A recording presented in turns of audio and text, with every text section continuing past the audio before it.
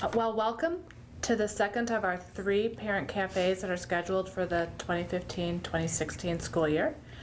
My name's Tori Burrows, and I am a parent facilitator with ISRC. Together with Terry Bugella and Jody Salata from CEDAL's John Powers Center, we thank you for coming tonight. The purpose of these parent cafes is to help families become meaningfully involved in their child's education. Tonight we have a panel of 3 deaf, hard of hearing adults. We have 2 with us right now, and a third high school senior will be joining us shortly. The first is Katie Bornasian and Mary Sanderson, and then later we will have Ethan Urbanski joining us. Tonight's panel presentation is being video recorded so that we can share it with more families. So let's get started. If you would both, I'm just going to ask a couple questions, and you can answer them, and then we'll ask more questions and just share what you share, and if the audience has any questions, we can add those in also. So to start out with, if you could just introduce yourselves and tell us a little bit about yourself. And Mary, do you want to start? Okay, my name is Mary Sanderson. And I am a mother. I'm a stay-at-home mom. I have 2 boys, and I've been volunteering here at Powers Center. And I was born deaf, and the reason is unknown. And my parents found out that I was deaf when I was 18 months old. And it's an interesting story. I was sitting at the lab of my uncle, and there was a commotion going on in the house of my aunt, and then somebody ran from the house, and the door slammed, and everybody was so surprised, and so everybody jumped and looked at the door. I had no reaction. So my uncle said, "Wow, did you see that? That was interesting. No, your daughter did not cry, because there was another baby, my cousin, who is only 1 month older than me. She was crying because the noise was so sudden and loud. So and then after that, my mom try to see if I can hear some things. She will take a part as well, bank and try to see if I could hear, and then she will stand behind me while I was crying, and she will shout my name, and again no response. So my parents took me to the doctor, and they found out that I was deaf, and the reason is unknown. And then,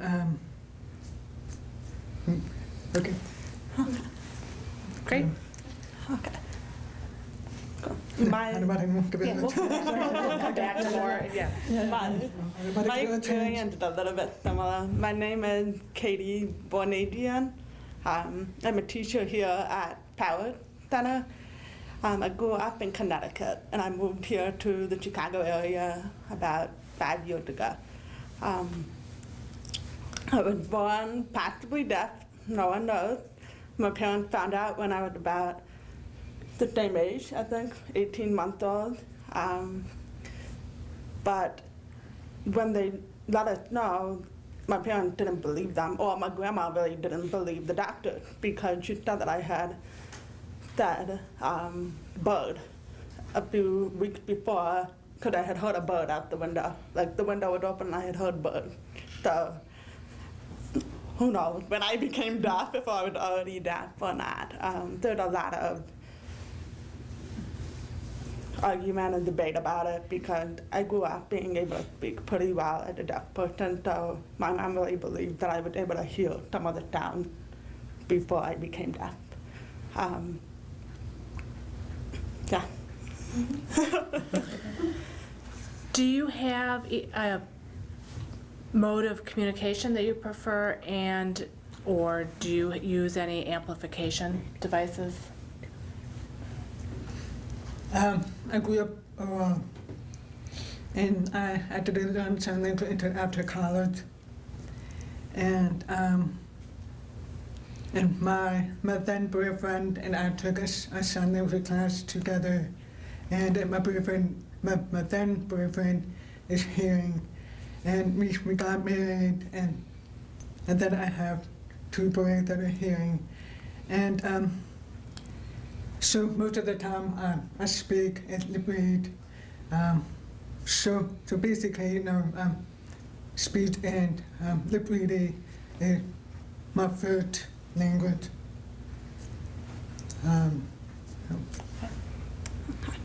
I grew up oral as well. My parents put me in an oral program, and then I was mainstream beginning in 2nd grade, full time. I was given the mic with behind the hearing aid with both FM both, because they were just new at the time, and I grew up with that. When I got to high school, I was very defiant about having an FM system, but it worked out that I didn't really need it anymore in high school. I was in smaller classes because I went to a private school for high school, and my parents were more willing to let it go. When I went into college, I went to a school that had a deaf college there, even though I didn't go there, but I was able to take sign language classes and be introduced to a whole new world of deafness. Because before that, I didn't really sign. I had taken some sign language clubs, like I joined some clubs, like in middle school and high school, but I never had anyone to sign with, so it was just for fun and never used it. After that, I sign every day. It is my current language now, along with speaking to them kind most of the time. Can you tell us a little bit about your earlier childhood experiences in school with friendships, family relationships, and then after that we'll go into teen, young adult, and then post-high school and work. So if you'd start out with the earlier years that you remember. Okay. That's a long time. Maybe we should start at the other end and go backward. Do you remember it impacting you? And really the question is if you remember it impacting you in school and with your family and with friendships, and how you handled all of that. No, I can start at the beginning. When my parents found out that I was deaf, they put me in a early intervention program. And so I worked one-on-one with the teacher, maybe a couple times a week. So I did that for a few years, and then in kindergarten, I went to an elementary school, and it was an oral program. And I had speech therapy and audiology, and there were a few people in my class. Back then it was in Ann Arbor, Michigan. That's where I was born, and I lived my entire, until I graduated from college. So there were a few kids in the early elementary school. And because of that, I didn't have a lot of fun because the program was so small. So my social interaction was limited. So my parents made sure to compensate for that, and to make sure that I was playing sport or doing activities in the community.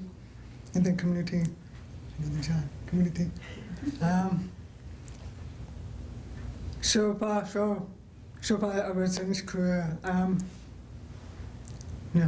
education, and then the social interaction, and then after school I would go to swimming practice. And then in the summertime, my parents made sure that I played field hockey, baseball. I did brownies.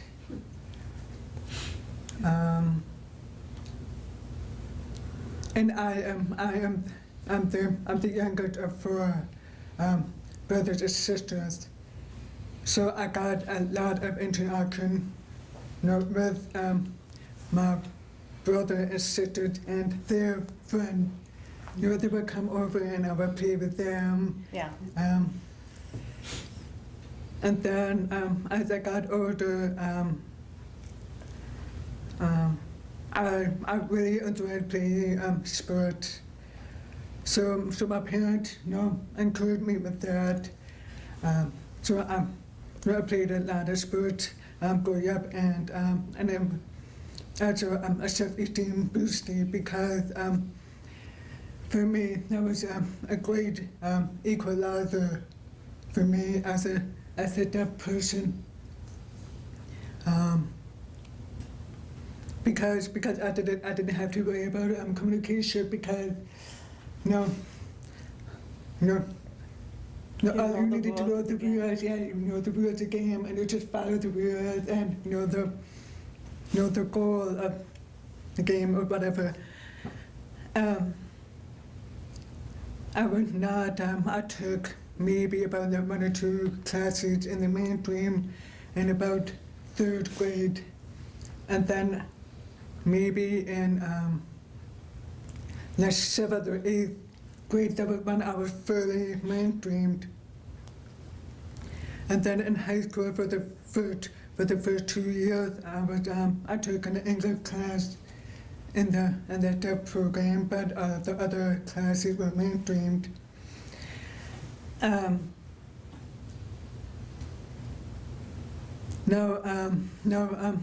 Middle school, the social interaction was a little bit more difficult because I was going to a school that was not most of my neighborhood friends were going. They would go to a school that was in a different part of the town.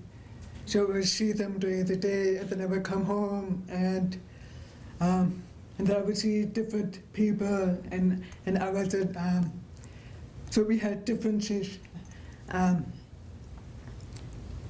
But then high school became better because the high school was in my neighborhood, and so I was able to see a lot of friends in this from the middle school that I went to, and where my neighborhood friend went to.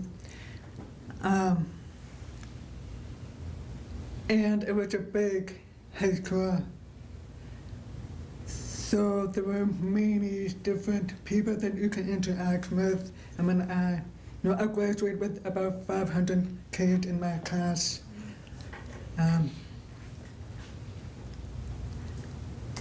And then I went to college. I went to Notre Dame, and I loved it, but it was also very, very, very stressful. One, because I picked a difficult major, and I didn't have the support that I had in high school. I was really alone, and I had to be my own advocate, and that was a learning experience.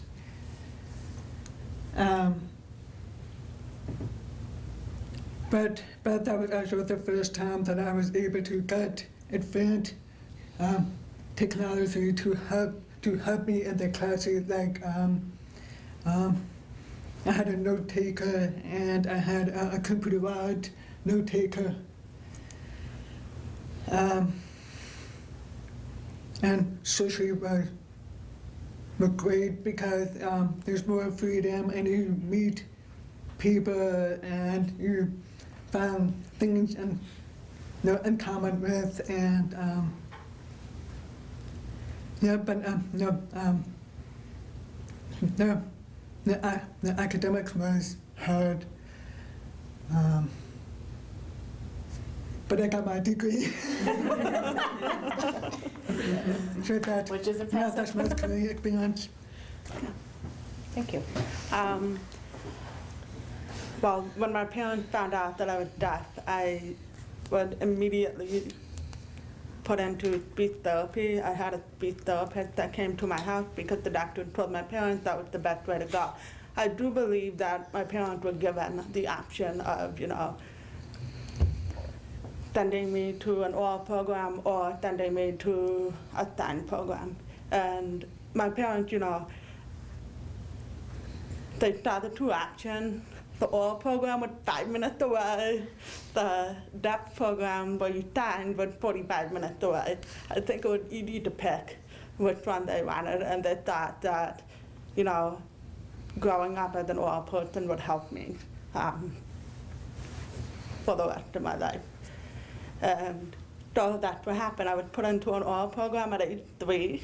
My mom had to ride the bus with me every day to school for 2 weeks because I would just cry and scream and not want to go. But it got better. In kindergarten, I started mainstreaming half the day with the hearing class and then half the day with deaf period. And those deaf period, a few of them I'm still friends with today.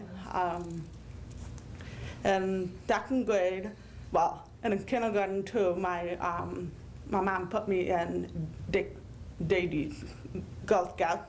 It's like the first group, yeah.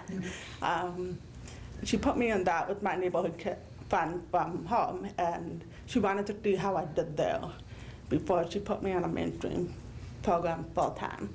I did well, and those girls, one of the girls is still one of my best friends at home, and well, she now lived in Boston, but we keep in touch often, and it's nice. So I was ready. Second grade, I would move full time to the mainstream. I had a good teacher.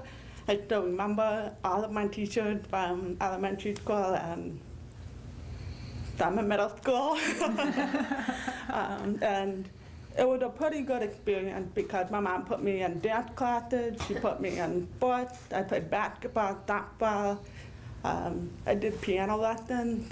My mom didn't think that I wasn't capable of doing anything. And so the only thing she kept saying that I remember back in elementary school was, I don't know how you're gonna get a job. And this was before technology, she was like, you're never gonna be able to talk on the phone. And she was trying to convince me to go and get a cochlear implant, telling me, you will be able to talk on the phone, the doctor tells me you will. And I was very defiant. I said, no.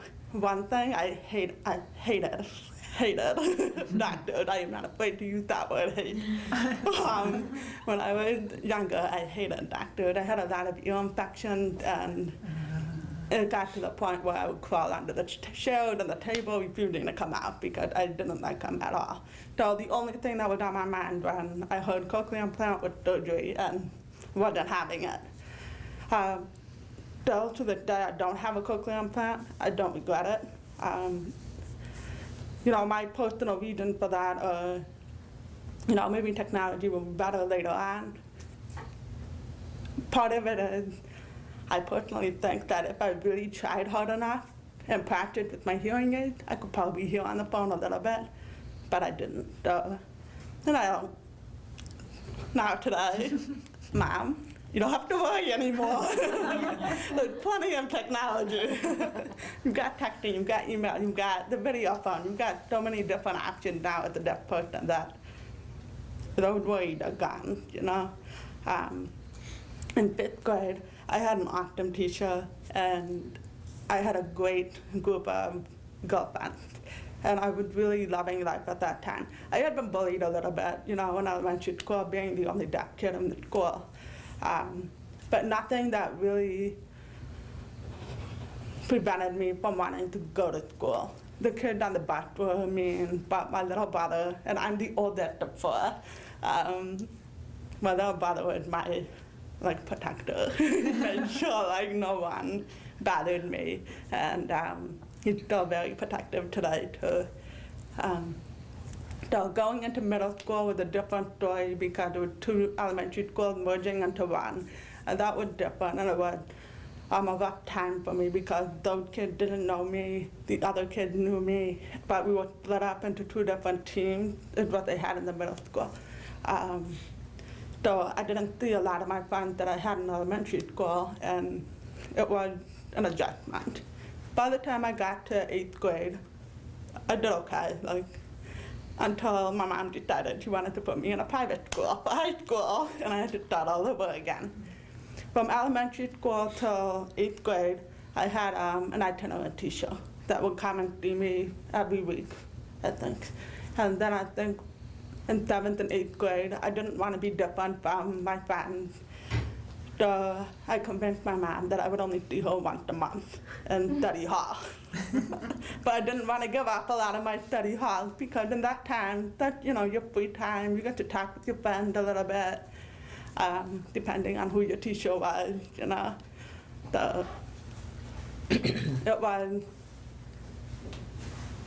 was a good experience and a not so good experience. High school, because my mom pushed me to go to an all-girls school, which I really did not want to do because, I grew up with 3 brothers. And I loved being around the boys. I was always I wasn't a tomboy, I would say, but I loved playing sports. I was around the boys all the time. And going from that to no boys, and I moved to another part of town. So I wasn't with the same friends that I grew up with anymore too. It was an adjustment going to high school. I almost would say I tried to bail out of the August school the first quarter because I was so unhappy and it wasn't where I wanted to be. However, I played volleyball. And that was the only thing keeping me from wanting to leave that high school. And unfortunately for me, the principal there was hard of hearing herself. And, she said to me, I'm not letting you give up, you gotta keep going, And so I did, and I played volleyball for 2 years. The roughest part of high school I would definitely run. I really let my deafness impact me. I was trying out for the varsity team for volleyball, and the coach pulled me aside and asked me how I was gonna play if I was deaf. I had already played for 2 years, so I answered his question, told him what I had been doing for the last 2 years, and he was like, okay. The next day, he tells me that I'd been let go from the team. And at the time, I didn't really know it, but my parents had already known about the meeting I had the day before, and all of the questions were about my deafness. And it was clear that he let me go because I was deaf. And it was a hard time for me too, as a teenager, trying to accept that I was deaf and I was different than anyone else in an environment where it was all girls that are teenage girls and they're not the nicest people, High school was rough because of that. However, in the end of elementary school to middle school, I went to a deaf camp in the summertime. And it was with all kids, it was not with kids that died. I saw a little bit of sign language when I was there. And it was the first time I had ever seen it. And I never really cared for it. I was like, oh, cool, that's what they do, but never asked about it, never had a second thought about it. Someone I met there at a fellow older camper went to Rochester Institute of Technology in New York after high school. And he told me about it, so I said I would go and visit him there. And it was in New York. So we drove out there, and before that, they had a summer program too for the deaf called Explore Your Future. I went there for a week and was exposed to sign language everywhere, and I didn't know what to do. At the time, luckily, they had an oral class, and then everyone else was kind of mixed. So I was with 6 to 7 all people, the only all people in the entire like Explore Your Future community, and that was a culture shock for me and an eye-opening experience for me.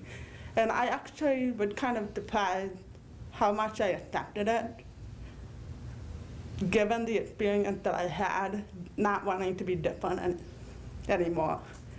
I decided I wanted to go to RIT. That was it. My foot was down. I told my parents, I want to go here. I want to see what this is about. And my parents said, okay. They weren't thrilled with RIT. They thought it was the ugliest school they had ever seen, you know. And growing up in the Northeast, there's beautiful campuses everywhere. And by RIT, the land of brick. I mean, it's nothing but brick. But I went, and my parents saw me there. I came home 3 months later, and I was a different person. I was a happier person. I had never been that happy in my life. I was taking on leadership roles. I had never really done that before. And they could see that there was a difference in my happiness. They saw that same happiness when I came home from camp, like in the summer years ago. You know, it's emotional for me too, because at the time where I realized that, what if I didn't go to RIT? Where would I be now? Right? When I graduated, I moved out to Chicago. Well, actually, I actually went for graphic design. I didn't go for teaching. Thank you. I went for graphic design, and I liked the classes. I loved growing up. And I had the opportunity to come to the Chicago area for an internship. I realized how much I loved the city, but I hated the job. I hated sitting at a desk all day. I did not like working at a computer, and I realized I don't want to do that for the rest of my life. In the summertime, so I was working at the camp counselor for hearing kids. But then I thought, and I knew that RIT had a master's program for teaching deaf students. And I thought about like my path, and thought about like how I could influence other kids that were similar to me. So my goal was, when I went to the program, was that I was going to work with as an itinerant teacher with kids that grew up with a similar background as I did. But when I started student teaching, you know, I was in Buffalo, New York. I was in Chicago again, and I worked at Hershey High School. And I fell in love with the classroom setting, and I realized that's what I wanted to do. Because I loved Chicago so much, I was ready to move here right away. And so I did 5 years ago. And it was the best decision, other than going to RIT, that I've ever made. The people here, there's a huge community out here. And I've made some friends out here that I call my family. I have a good job. I've had great jobs that I've worked at for the last 4 or 5 years, and I really could not be a happier person. Most of the people that I'm friends with now are deaf. I do have a few hearing friends, but most of them, no friends. Most of them are connected to the deaf community in some way. So that's pretty much my life. I'm sorry for the crying. I don't know what to ask. So you talked a little bit about what you're doing, that you're teaching, and I know that you graduated from Notre Dame, and I know you are at home with your kids now, but you're looking to go back to do more. Did you say that in your note to me? Yes, I hope to go back working, and I've learned that I love education. I find education so very interesting, and with my boys, and finally at my boys' school, I just love being in the learning environment, and be in contact with the teachers, and having conversations about what is the best way to teach math or English or English. So yes, I hope that I will find a path in education. So and I heard from a friend about an opening for volunteers at the Palace Club, and so I emailed Principal Begala, and so I'm volunteering one day a week, but I just love it so much that I hope that it will be just a step on the way for me. Yeah, but I think I will need to get some more education in order to work more in education. Maybe take some classes and so forth. Mm-hmm. Yeah. That'd be good. You've kind of hit on a lot of the questions. You've talked about your adult life experiences, work.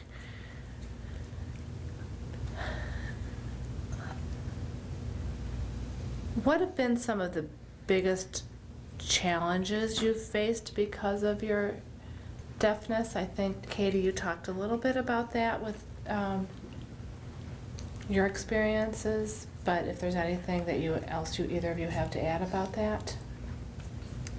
I was just thinking that one of the toughest parts about growing up was eating at the dinner table with my family. Thanksgiving dinner, we would have everyone at the same table, and it was so hard to have keep up really in the conversation with other people when you have. And we had a big family. We would have like 15 to 18 people over at my house for Thanksgiving, and that was the toughest part of the holiday for me. My family loved the holidays. I love my family, don't get me wrong. But it was so hard to sit around the table every year and just know, okay, who am I going to pay attention to this time around? Who do I know will talk to me tonight? Because you'd have like multiple conversations going on, a lot about politics, a lot about, just everyday life. And I'd be like, okay, which one am I going to join today? And I would usually just find like my grandma or my aunt, and we would just talk, like just the three of us, about like my life, because they knew and they felt bad for me that I couldn't really communicate with a lot of people. And I don't think that they ever did it intentionally, but I don't think they also realized how difficult it was. And I always say that today I found a place at my own table with my group of friends, we can communicate. I have full access to communication. My dad has really been much more understanding about my life now as someone who's dying. My parents have never been against it. They've met my friend who's dying. They know I'm really immersed into this lifestyle now, and they're happy for me. But one of the things that made me so proud of my dad was that he told me that he bought a book on sign language, because he said, what if one day you meet somebody and that person just signed, and I don't know how to sign. I just want to have something ready, and I think that was one of the sweetest things anyone could have ever done for me, was just to have, he probably hasn't even looked in the book, and that's okay. But I thought it was just the coolest thing, just being aware of the differences in my life now compared to back then, and that's something that all parents should keep in mind, to just follow your childhood, do what makes them happy. Do you have any deaf brothers, sisters? No, I'm the only person in my family. about The only deaf person in my family, I'm sorry, it's been a long week. did that include your cousin Yeah, and an uncle? yeah. Wow. What about you? Yeah, same thing. Then, Same thing. No, the only deaf person. And I have many relatives. mhm, Many relatives. yeah. Do you have any family members that sign?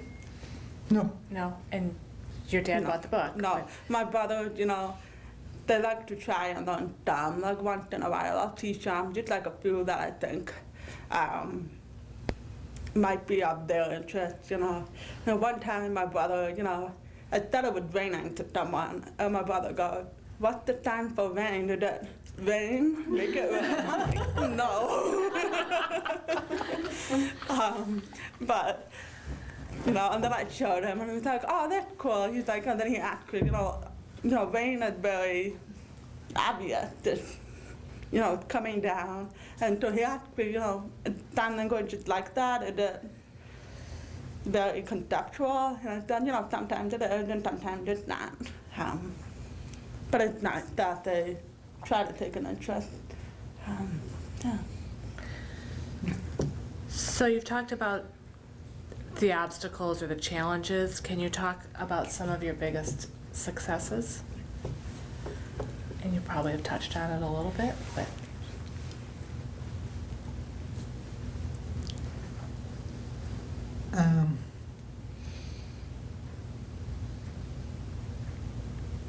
Well, one thing that I remember, I was in 7th grade.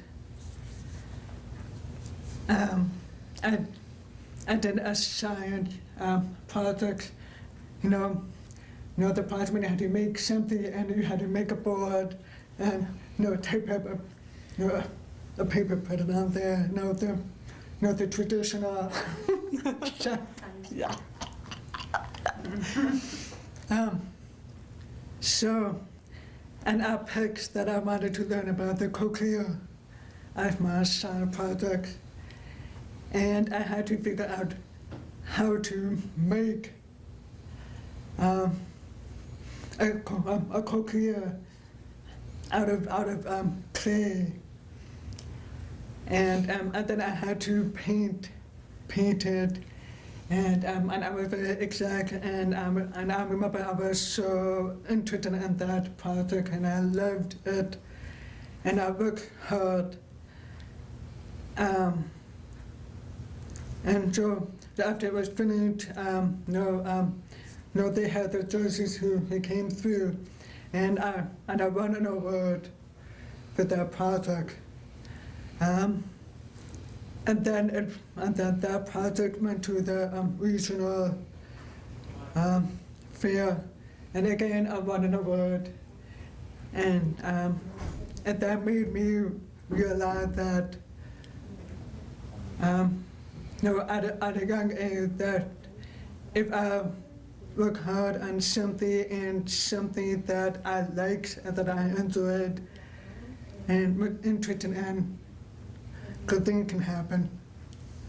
And then when I was in high school, when I was applying to colleges, and I got into all the colleges that I applied, and I was very proud because that showed me that you can, if you stay the course, that many things can happen. So again, we're going to college, and then I got my engineering degree, and then I graduated, and there was and got a job, and I didn't think that was possible because I wasn't sure. I felt there were so many things in the way that I was just not sure. But I've learned if you give it your all, then some way it will work out. So I'm proud of doing things that that not many people thought I could do. Thank you. I can't really think of any big death story that I have, but I think my life was full of small stepping stones, and looking back, I really worked hard to get to where I am now. I had to work hard every day, and I'm happy, and my goal in life is to be happy, and so that is my death story. So Ethan, welcome. Hi. Hi.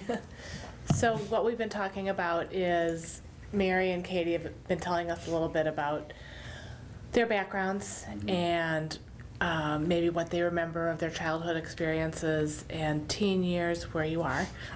Yeah, that's where I am. And do you want to share a little bit about yourself right now, or do you want to listen for a little bit and jump in later? What would you like to do? Doesn't matter, it's up to you. Okay, well, why don't you tell us a little bit about yourself? All right, shall I look at the camera? Look at the camera. All right, He'll find you. My name is Ethan Oransky.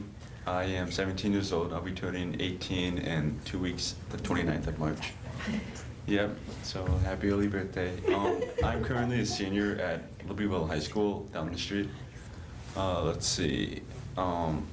Things I do, I was on the cross country team for 4 years, and I'm on the lacrosse team for 4 years. I just got back from practice. Things I'm involved at school, I do National Honor Society. I have my own club called Deaf Culture Club.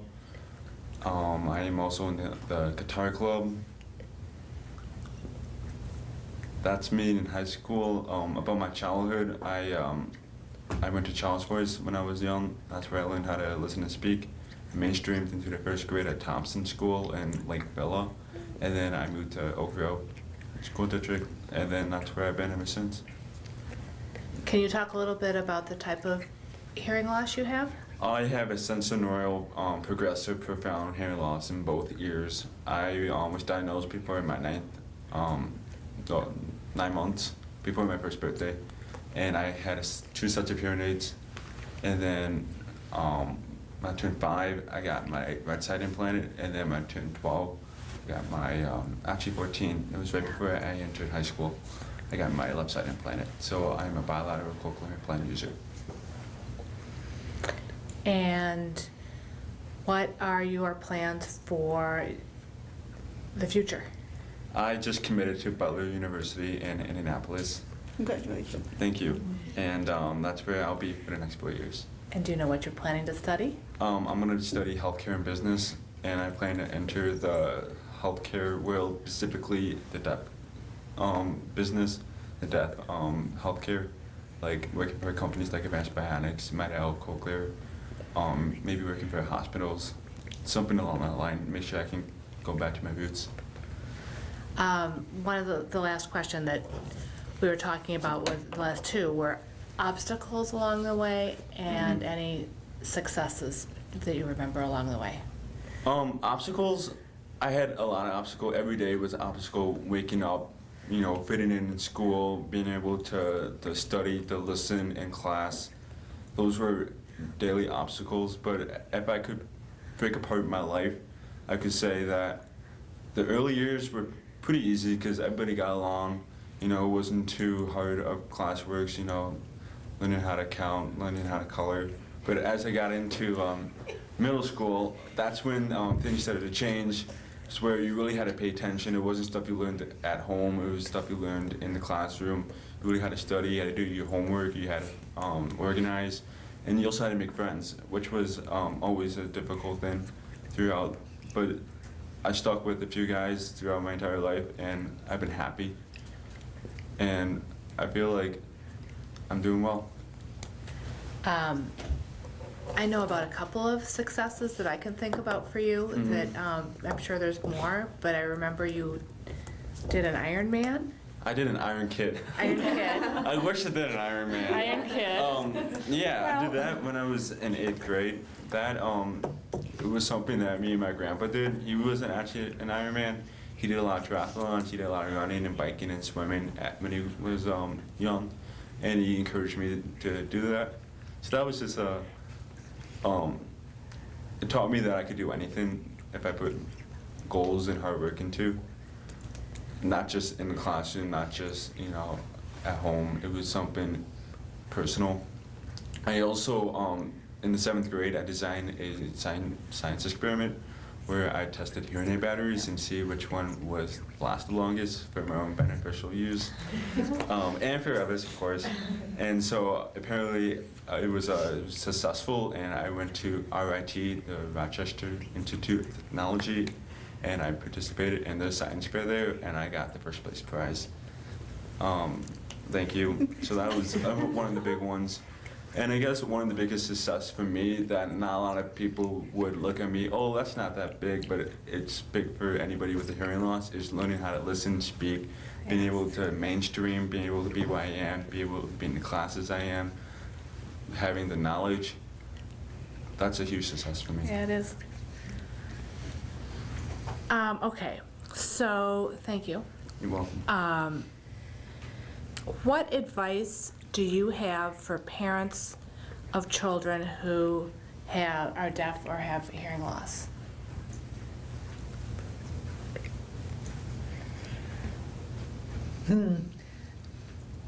I would say really learn how to speak the language of your kid, whether it's sign language or to really learn how to speak their language and get involved in their education. I remember like what Katie said, the dinner table was very difficult. It was very, very difficult for me too. But my mom made sure that my brothers and sisters repeated if they spoke too fast, and they will repeat again and speak slowly and looking at me. So my mom was a huge advocate for me in terms of making sure that I was included in my family and in their social life. And she was extremely involved in my education. She would even go to the school board meetings in Ann Arbor because she wanted to know what were the fun grades, but I make sure that the deaf program, the oral program, and the total program we got enough funding. So my mom became an advocate, and so because of that, it showed me how important it was that my education was, and making sure that I was important. Thank you. So. Katie?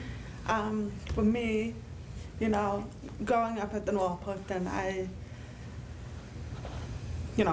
had really, really supportive parents. My mom was always there for me, my dad was always there for me. My mom always made sure she came to every IEP meeting and made sure I got exactly what I wanted to. Not only what she thought I needed, but what I wanted to.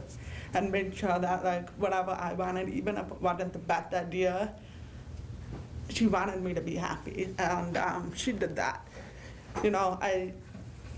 It being all the right thing for every kid, no.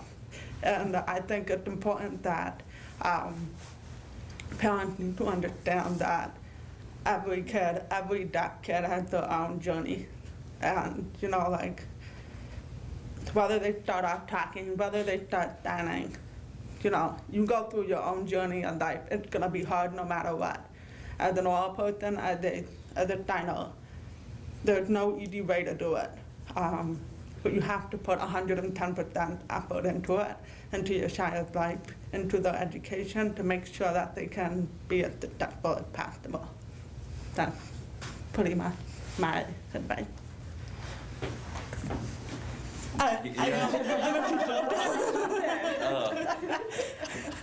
Wow, that really sums it up. I guess key things I want to touch on what they said is just to always be there for them. Advocacy. I know my parents, my dad, my mom, they were always there for me.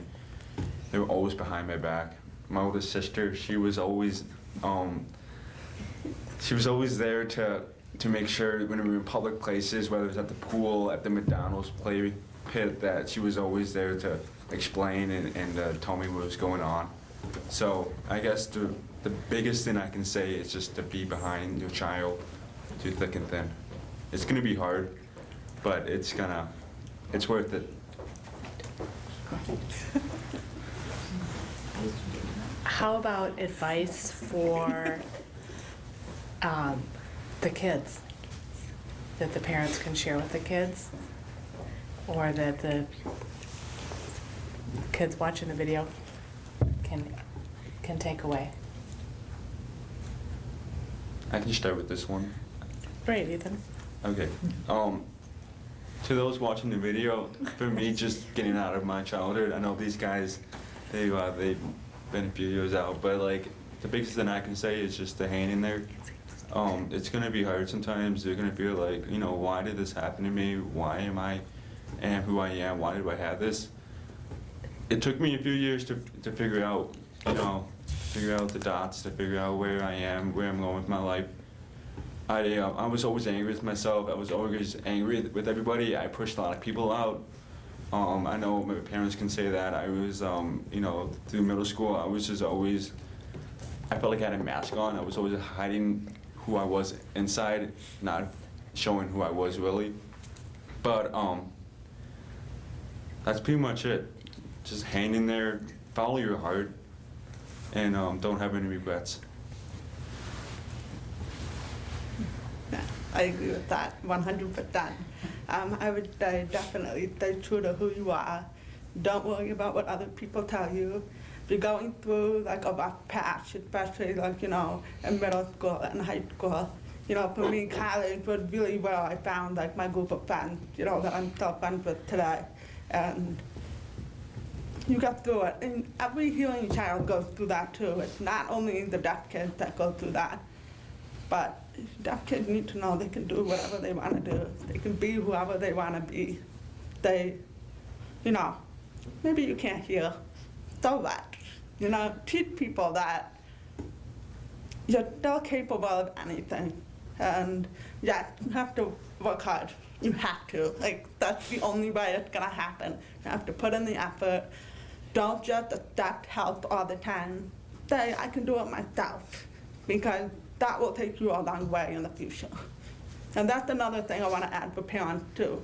Don't help your kids too much. Let them try to do it themselves, because they need to learn on their own eventually if they want to be independent people. And they can. They can. I live thousands of miles away from my family now. I'm fine. Many other deaf people are fine. Don't worry about your kids so much. Let them be. Don't spoil them too much. Treat them the same as you do your other kids, Yeah, I agree. The one thing that my parents and my family did with that, they never had no expectation. So, and I had brothers and sisters to look up to, so I would see what they did, and I would try to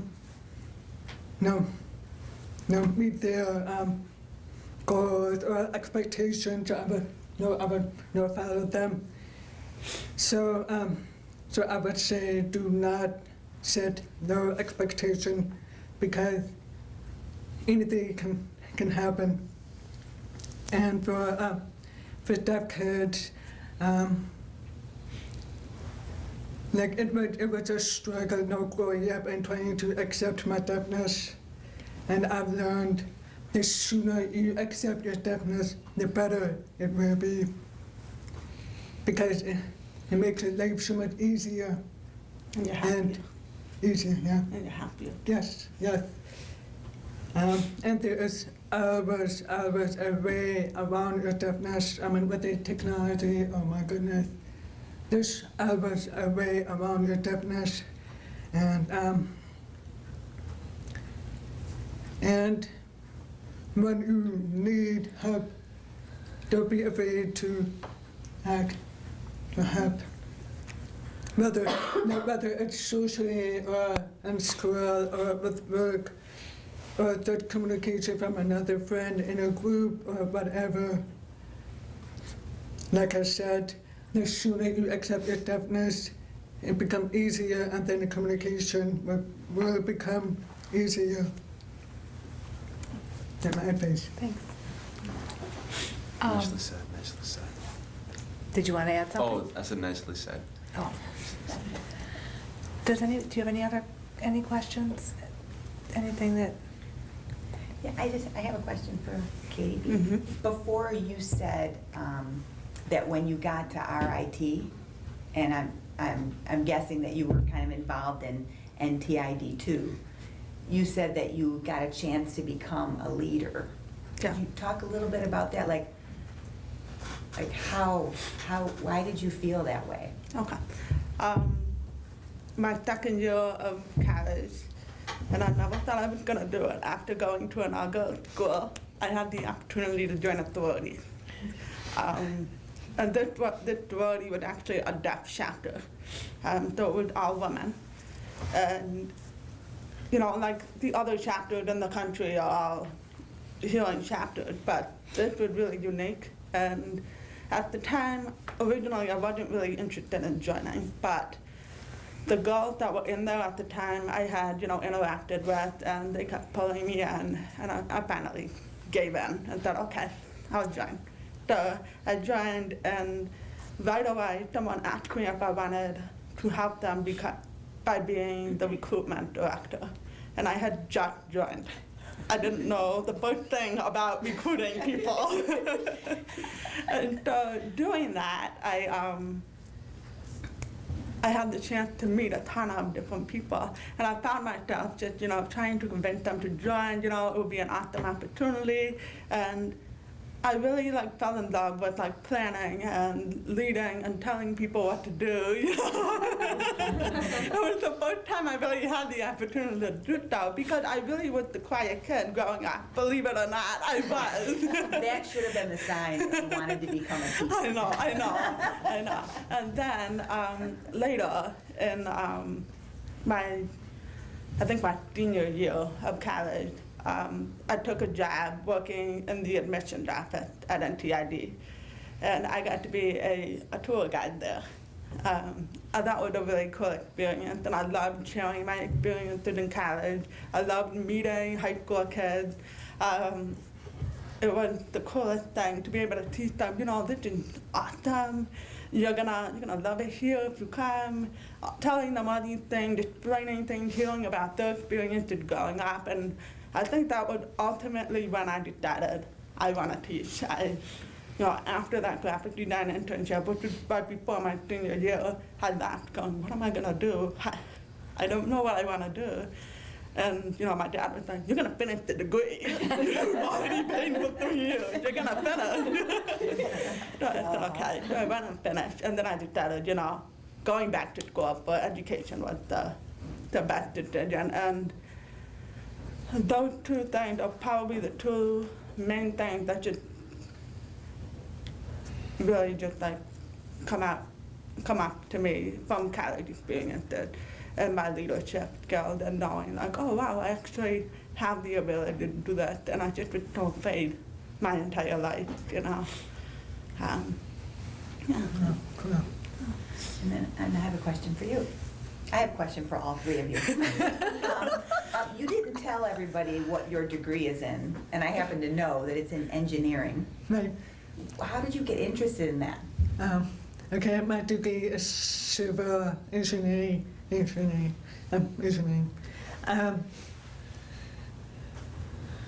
Well, my father is a civil engineer, and when I was in high school, I was interested in architecture, and I even wrote I did a project on architecture, and I was very interested in that. And then so when I went to college, I wasn't sure what I really wanted to do. And I thought about math. I even thought about biology. But what drew me to engineering was that like I loved math and science, and I was interested in the combination of math and science, and the other thing was that a couple of friends that I became good friends were going into civil engineering, and so I thought, well, at least maybe I'll have a little bit of support, and then I talked to my father, and then I decided in engineering, but it was tough because it's a 4-year degree. Some colleges say that engineering it's a 5-year program, but at Notre Dame it's a 4-year program, so they were some semester when I had to take 6 classes. It was just very stressful, but I graduated. Yeah, that's how it happened. Thank you. And then my question for you is 2 years ago, I think, you did a little video about the Roger pen. yeah. Oh, yeah. And you don't know this, but I showed that video to some of my students. And you kind of inspired them to start using the Roger pen. So when I look at you, when I've known you for a long time, I think I've known you since you were 6. Yeah. I think I was figuring out, I was doing the math.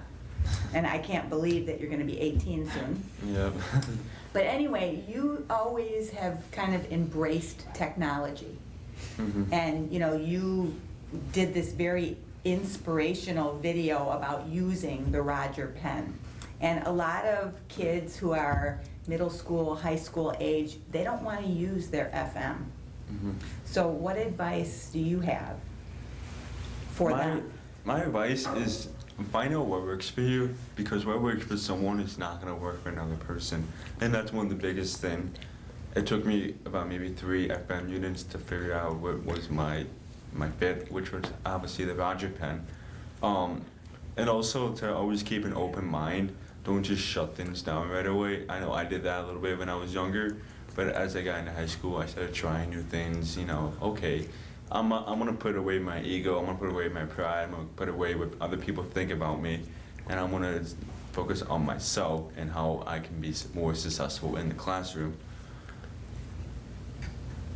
And then, as an aside to try new things, also research a little bit, figure out what's out there. Like, for example, I've always had the same bed shaker for so many years, and I've always wanted to use my phone to set multiple alarms and wake me up.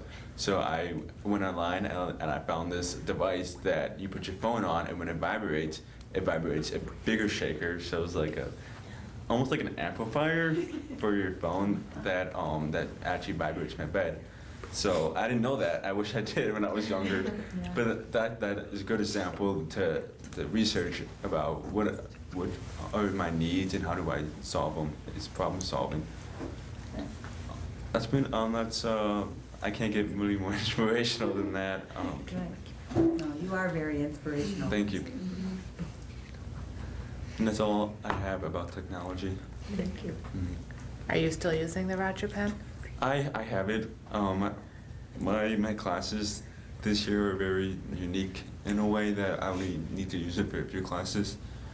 I have a few very small, homey kind of situations where it's not necessary. I can hear everybody. I can see the teacher.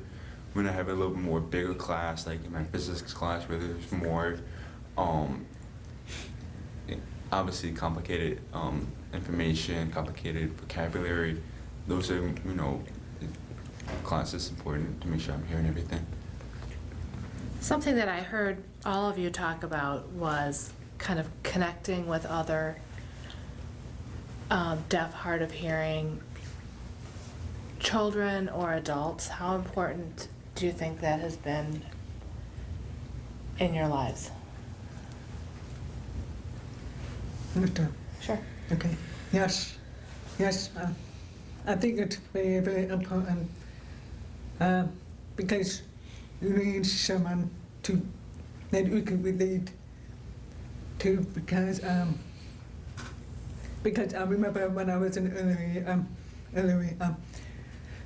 early elementary school, there were only maybe about 3 kids in my class, and they lived maybe like an hour away because my program was further the county. And so they would take a bus and jump out to a bar for like an hour, and so we didn't have play dates because it was just not convenient. And so I felt like I was an outsider, and I think it would have been nice if I had met some people so that people would not stare at me when I spoke. Or I would talk about people ask me, why do you sound funny? Why do you sound different? I could entertain you. So every time, it can be isolating. So I think it it got better when I was in middle school and in high school. Maybe because my speech got better, and I was involved in some clubs, and the other deaf kids lived closer, so I would get together with them for a few play dates, and we have more in common. We have more in common, so it was easier to communicate with them.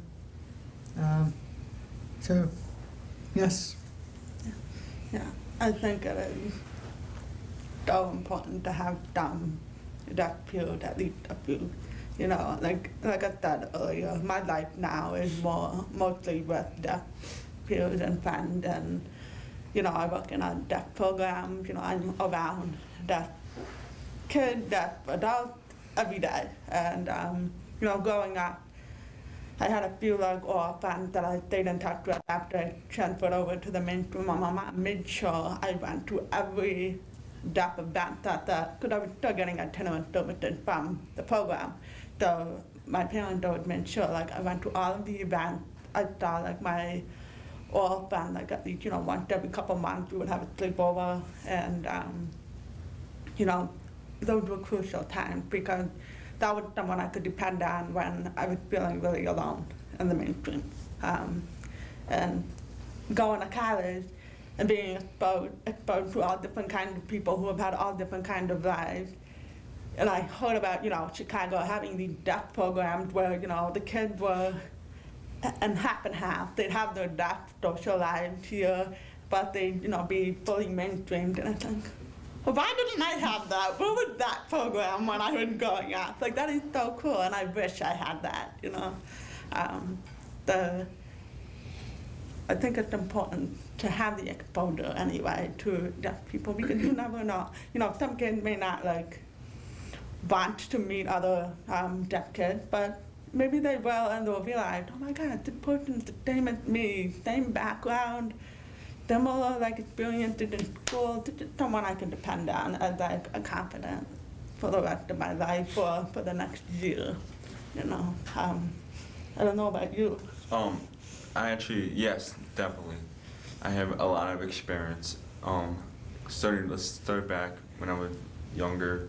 After I left Charles Forest and mainstream, and there was 1 or 2 deaf people in my school, not even in the same grade. So I was around a lot of hearing people. You know, I grew up oral. I was immersed with all these hearing and regular people.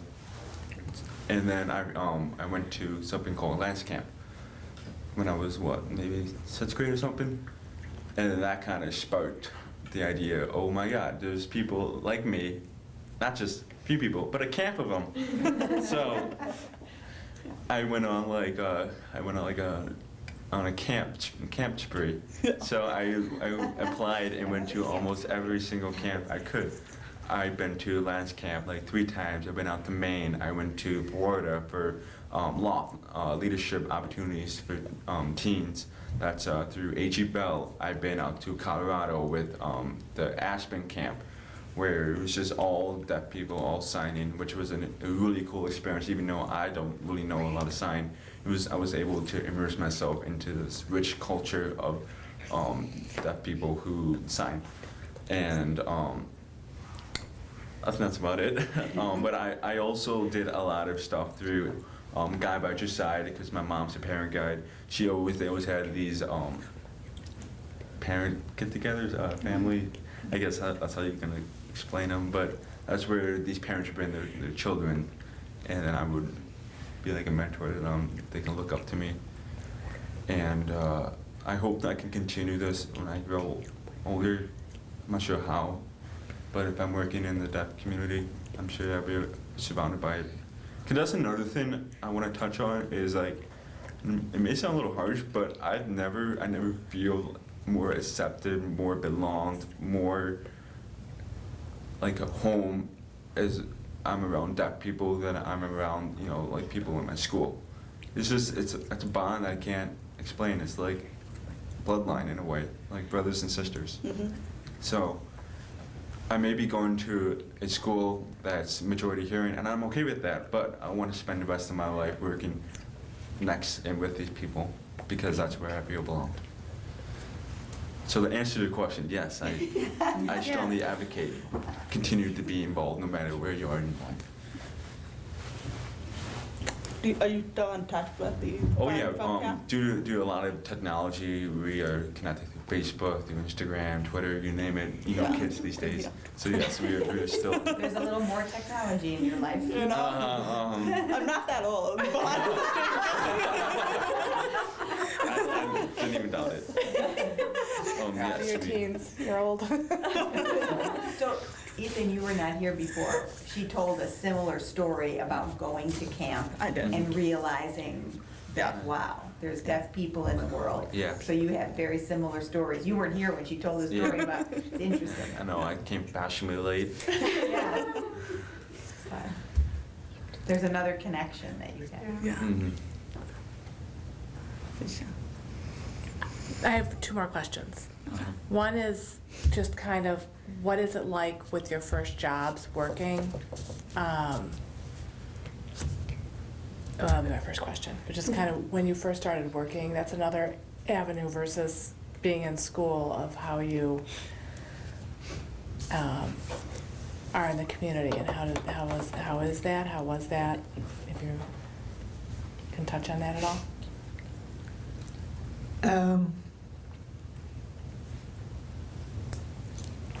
It was both good and bad.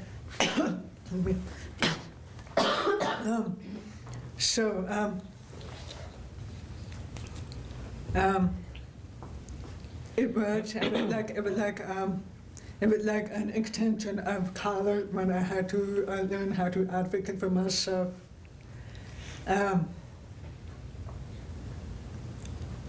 And not only how to learn, in the working world, and I met some people who were wonderful, and they were very, very accommodating. Excuse me. And but again, there were some people who were not comfortable with a deaf person in the office. But so so that meant I had to work harder to show that I can do that job, or whatever, that project or whatever, to show that I can communicate to, and so about that I had to be assertive, and I had to show by asking question, and I had to say, can you please show me, okay, so who am I supposed to contact? Can you give me the email address? In other words, I had to be proactive about anything that I did, and a lot of my heroes were in the same boat. So there's something that I didn't know about, like the benefit, from your job, the first year of working, I was like, oh, so what's a 401k? What about health benefit? Go through all that. But it was less stress because I was making money, and so I knew that where I was going, and I didn't have homework. I didn't have to study. I had a social life. After work, meet a friend for dinner. But yes, there was a lot of people that people. I would say maybe in their like 50s, 60s, who had never met a deaf person before, and sometimes that could be a little bit tricky, because when they not many of them know that there's a deaf person that can talk. Maybe they will assume that deaf people who sign language. And of course, meetings were hard, but I was very upfront, and I said, at a meeting I'm going to miss a lot, so I need a note taker, or you need to make changes with the meeting, or it had to be one-on-one, to make things work for me. That's what I did. Okay. I spent my entire childhood working so hard every day in and out of school, everything I did. And going into IT, I realized oh my gosh, life is so much easier because I have a disability. I have full-on communication with people. I'm not missing anything anymore. And so I was terrified to graduate from college because I didn't know what was going to happen after that. And this was before my senior year, before I decided to go back to school for education. But, going into my internship at a graphic design company, I would have these meetings and conference calls. Yeah. And at the time, I was still learning sign language, so I didn't know how to advocate for myself at the time. And as someone, just learning to sign, I had no idea how to ask for an interpreter. I had no idea I was allowed to ask for an interpreter. I didn't know my rights as a deaf person too. And so I had a lot of fear before I graduated, because I thought, now I've got to merge back into the touring world all over again. I like it here. Can I just die here? You know what I mean? So going back into deaf ed, I realized I don't have to leave that world. I can have that world every day, and so that's what I did. And at first it was really difficult too, because trying to apply for a job, and this time the economy is really a rough time. They didn't want people with their master's degrees because they couldn't afford to pay for people with their master's degree, and that was something I was okay, this is a whole new battle that I'm dealing with now. But I said, you know what, I'm gonna roll with it. I made it work, and a few jobs later, there's a lot of pros and cons to working, and trying to figure out how to make it work and using accommodation. And, to the day, I still forget that I have to ask for an interpreter, and I'm just lucky there's another deaf person that goes to all the meetings with me, so she does it. But, I go, all right, I need to do that. And I still am learning that, I have to advocate for myself too. And, I've been doing it my whole life, but now I'm doing it differently. And I'm still learning what my rights are as a person with disabilities. Nobody really teaches you that. You just kind of pick that up on your own. You learn it from your friends, you learn from your peers. There's no class that goes, hey, these are your rights. You don't learn that. You just gotta pick it up from other people. And that was something that I needed to adjust to after college. My first job, which I work at Old Navy, still going there, 1 year strong. All right. Let's see. I guess I did things that maybe like you guys not the best example because, well, for example, when I was interviewed, I didn't tell them about my hearing loss because I felt like I didn't need to tell them, and that it was something that I don't know. My dad kind of told me not to tell him, so I kind of listened to him too. But that shouldn't be like justifying me not telling them. So I went into the job without my bosses knowing that I had a hearing loss and disability, which I was like, okay, I mean, I'm a good advocator. Advocator. But then we had a talk with each other, across the store, walkie-talkies. And obviously, walkie-talkies are not very good quality, so it's not like you're talking through a phone. It's like, so half the time I didn't even hear, what they're saying. So I guess it was more like a learning process to advocate with my coworkers, with my bosses, that if you need me, come find me. The store's not that big. I'm not really gonna hear you a lot on the actual walkie-talkie. And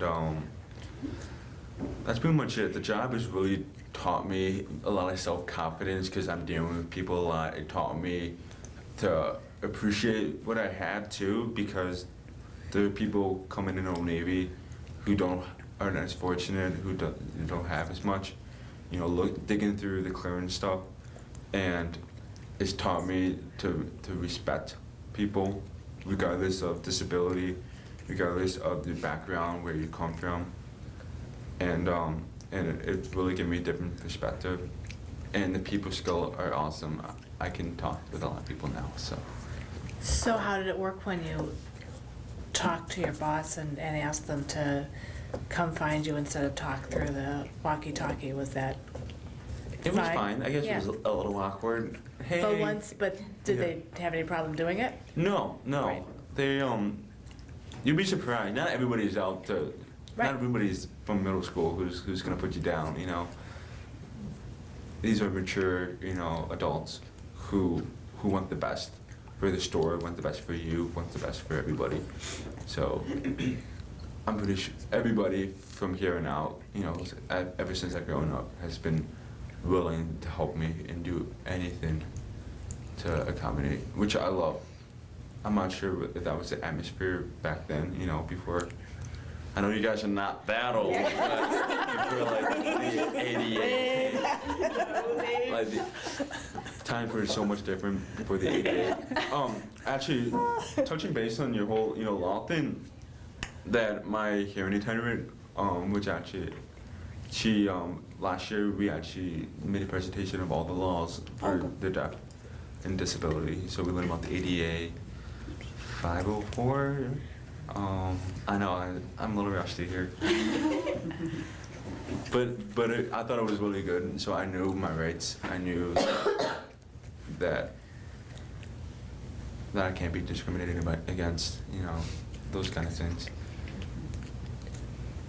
That's my first check. Yeah, I was gonna say, we teach that in our program. Oh, that's good. I mean, maybe not so much in elementary school, but more like. Yeah, about that. And now you know know. you have rights, at least, so now you Yeah, know yeah, I do you can know, even look especially them when you up. get older. If you forget what they are, you know how to find them. Yeah, Right. there's something called Google these days. But like your parents are sheltering you in a way when you're younger, making sure that you're right. Because when you're younger, you don't really understand legal issues. You don't understand that kind of things. You don't understand. You understand you're in America, that you're free, but you don't understand that because of your disability, you have a second set of rights that the person next to you in class does not have because you were born different. And you don't really understand that at a young age, that you have those rights. It's just like, it's there, but good parents are always there to making sure that you get those rights, you know, by making sure you have an IEP meetings, making sure you're getting the combinations. At a young age, I just knew that, no, I got those, you know. I didn't know that those were my rights and that my parents were fighting for them. So, as I'm getting older and transitioning into college and as in my adulthood, it's important that I know those myself, because mom and dad are not going to be there every day. Pick up after yourself or do your laundry. Falls into the same category. Does anybody else have any questions? I have a few. Good. So my daughter is deaf. She's almost 3. And sorry, I'll probably get very emotional here. It's been a very rough week because we are transitioning her out of early intervention. Sorry, I'm not a very good crier. Right there. So I have a couple questions. She was born with a lot of medical issues. So we had to shelter her for 2 years. So now that she's almost 3, we're trying to get her out of the home and into more programs to socialize. So I enrolled her and her twin sister, I don't know how to say sister, in soccer, and they had offered an aid for her, and I wasn't sure if I wanted an aid because it didn't have anything to do with her being deaf. It was more that she's not socialized, and I'm very nervous about her going to school and being ready, you know, to be around other kids. So I wanted to think about it, and I called back and said, yeah, we want to try using an aid. And the person I spoke to a different person, she had no idea what I was talking about. And I explained I'd spoken to somebody and they had offered this service. And so she put me on hold and I could hear her. And she said, oh, I've got some woman on the phone and her kid is deaf or something. And it was partially her tone, but it made me really upset because it made me realize that this is something that Cadence is going to have to deal with the rest of her life. And I don't know how to teach her to be strong and ignore other people's ignorance. So I really appreciate you guys sharing all your stories because it does help me, but I guess, like, what advice do you have on how I can teach her to understand that there's gonna be people out there who are gonna be mean or, you know, not. My dad always said that, you know, he kept teaching me the golden rule. You know, I was bullied growing up. You know what happened? It doesn't just happen to deaf kids. You know, your other daughter could easily be bullied too. You know, it happened to anyone. But he just said, you know, the golden rule is you treat people the same way you want to be treated. And sometimes there's just not nice people out there.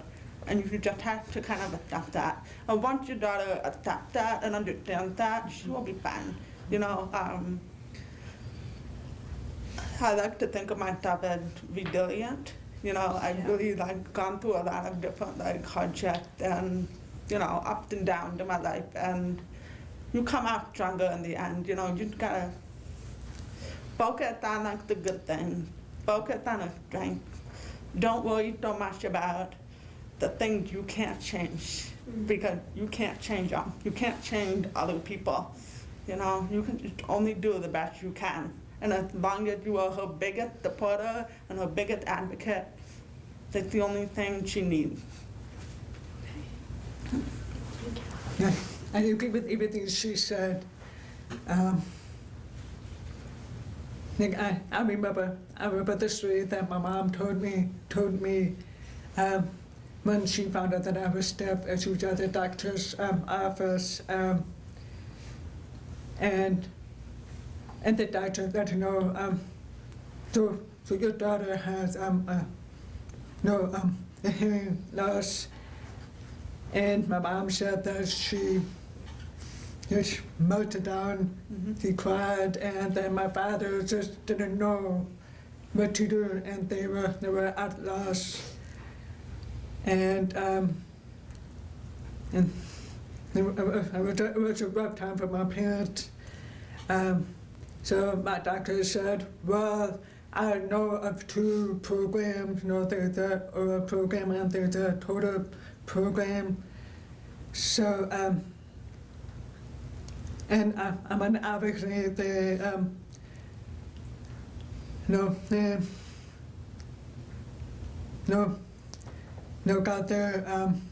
got their bodies up and just went and made the first phone call, and they went to a meeting about the oral program, and they also went to a meeting about the total program, and then they took time to think about it, about what they wanted to try.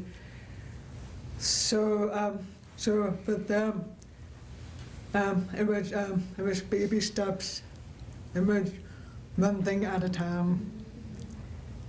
And I remember my mom said to me, we decided we wanted to try the oral program. We were to try it for 1 month and to see if it worked, and then we will stay for another month.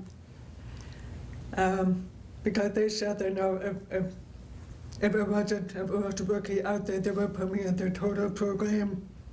After 1 month. So for my parents, it was baby steps at a time.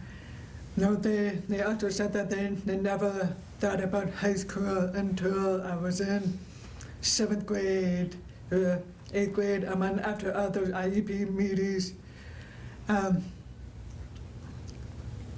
So I look at it as, they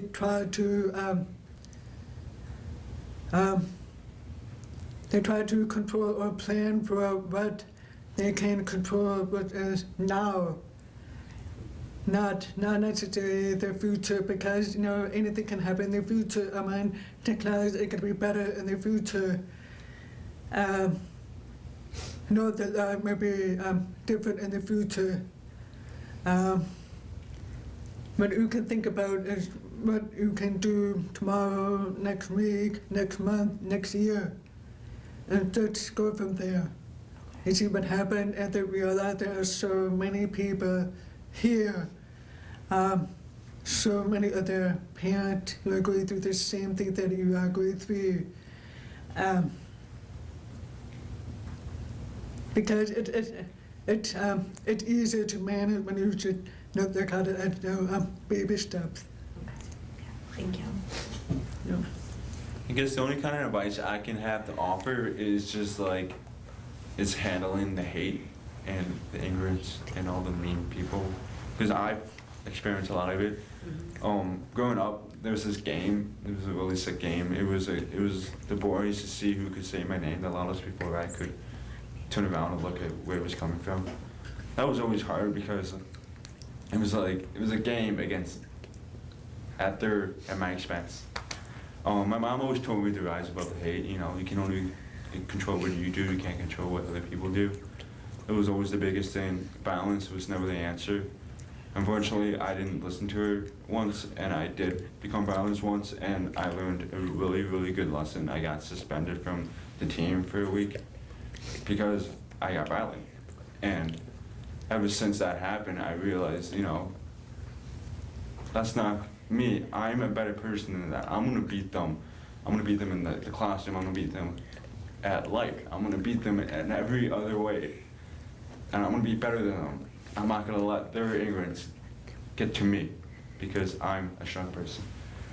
And I guess when things get hard, like they all say, it's baby steps. Take it one step at a time, because it's like in a complicated homework. You get, oh my God, I have all this stuff to do. But once you look at, you do my math, you do my lit, do my writing, do my science.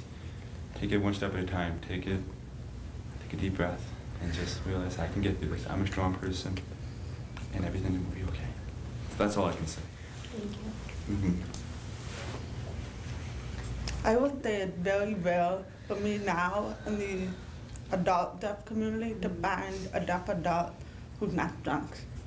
You know, they all have strength when it comes to advocating for themselves around other people that have been, you know, especially when they've been bullied themselves growing up. And it happens, you know. And it's just something that you're just gonna have to hug your child and tell her it's gonna be okay, tomorrow's a new day, and you know, you're gonna be faced with it too, like the mom. And the best thing you can do is just say, I'm doing what's best for my child, you know? And that's all you can do. And speaking of strong and the deaf community, so my daughter is very strong-willed. So I strongly believe that our family needs to learn sign, because it's not gonna shock me if she takes her cochlears and flushes them down the toilet. So I want her to, not only her to know sign, but for us as well, so we can communicate. But I'm also terrified of doing something that would be offensive to the deaf culture, or you know, I've heard that sometimes, like I think I know a sign, or I'll do the gesture of that sign, but I've heard that deaf people might be offended by that. So do you have advice on, I mean, I know some people are cooler than others, like, you know, advice on how to, I guess, immerse myself more in that, or, you know, learn more about it? I think that people are more critical of the parents that don't done. If their child is done. If they don't communicate with their child. I think that's what deaf adults are more critical about. I would not worry about deaf adults criticizing your son, because they will be happy that you are trying to communicate with your child, that your family is trying to communicate with your child. Whether you're talking, whether you're standing, whether that child is talking or standing, you are matching the communication method that they need. That is what deaf people want. They want families and parents to communicate with their children that are deaf, because you need that. You need that to be able to have a successful life. There's so much language happening at home. You've got everything, you know, from kitchen names, from bedroom names, to going out in the community. You know, you can send them to a deaf program, but we can only do so much as teachers in the classroom. We can't always go out in the community. So whatever method you use to communicate with your child, just make sure it's the one that they understand, you know, and no deaf person can criticize that. Deaf people love when anybody makes an effort to communicate with them, whether it is no ready or speaking slowly or sign language. Anyway, they just love the effort. There are many times when people will say, oh, I don't mean to offend you, but what is it like to be deaf? And I thought, please, do you have 2 hours? No, it's okay. But I mean, I believe, I mean,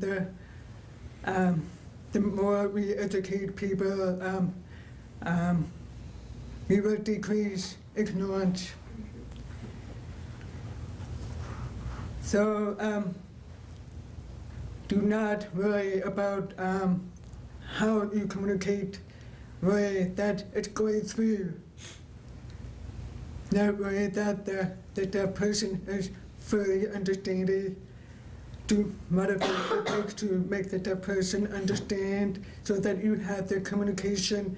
I mean, yes, Yes, it would be motivated to learn sign language, but that would, like me, I need improvement and I need to practice more. But I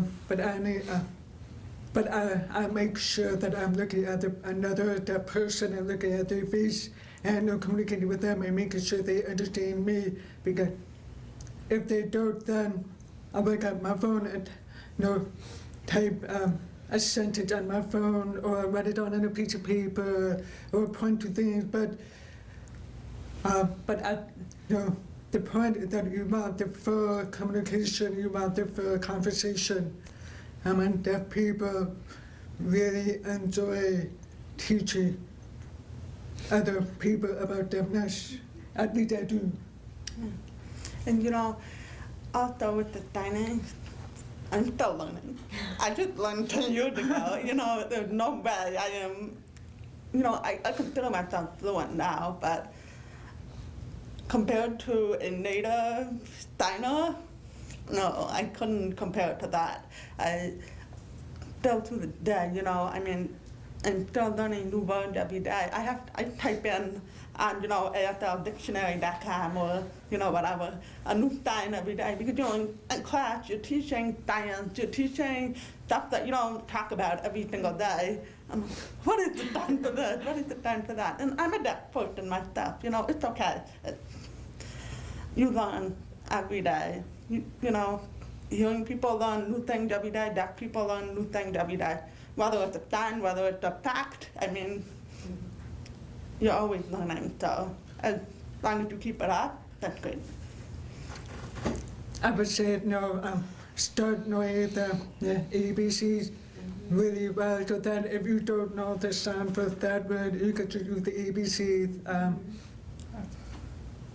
New picture. I don't know if you know about, they have in Mundelein, I think, don't you go to Deaf Coffee? Yes, They but have they like have it in a front of Deaf us. Coffee chat, and I know you come to sign language classes, that's a great place. We have that family class, and they do have a little deaf community in Mundelein where they have Deaf Coffee chat. I'm sure they would welcome you.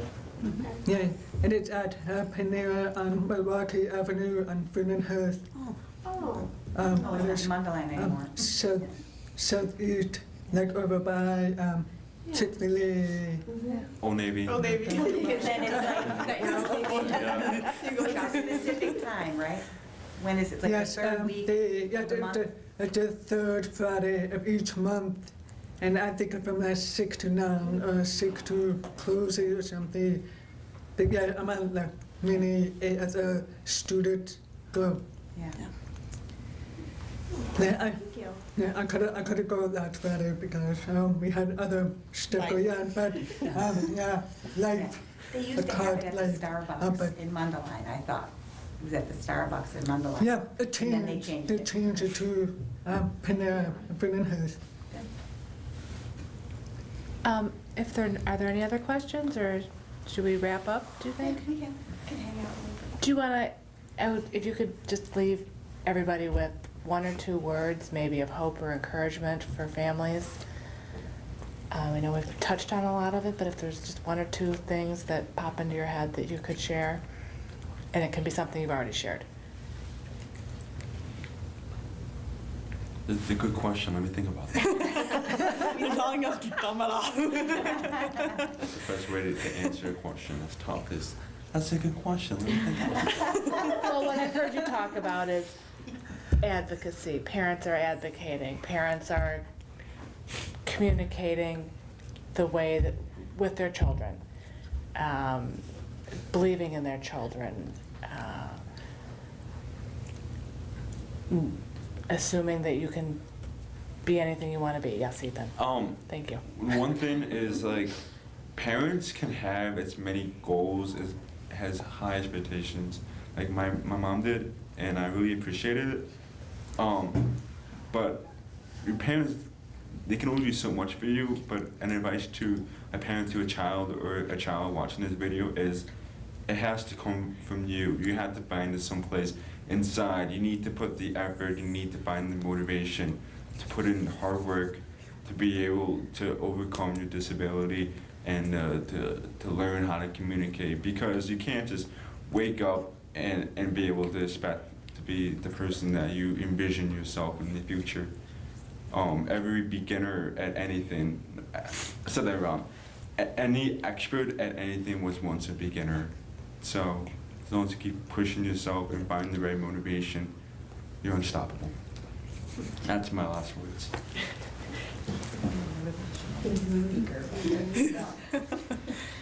TED Talks. Yes, we are going to see you on TED Talks. Yeah. We actually launched those in college prep writing the other day. We had to write a paper, we had to define a word, and watch a few TED Talks. Sorry, sidetracking. I was gonna say, actually, one of my favorite quotes in my high school yearbook was from Helen Keller. And I had the opportunity to meet Heather Whitestone, who was the first deaf Miss America back in the 90s. And she said this quote at her speech, and it was, "Do not let your obstacles master you. You become the master of your obstacle." That is something I've always, that's my life motto. That's a good quote. Thank you. Oh, that's awesome. I can't top that.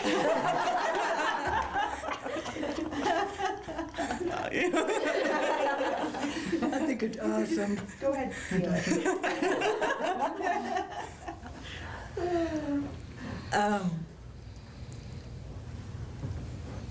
I don't know why this popped up in my mind, but I remember when I was filling out a college application, and I was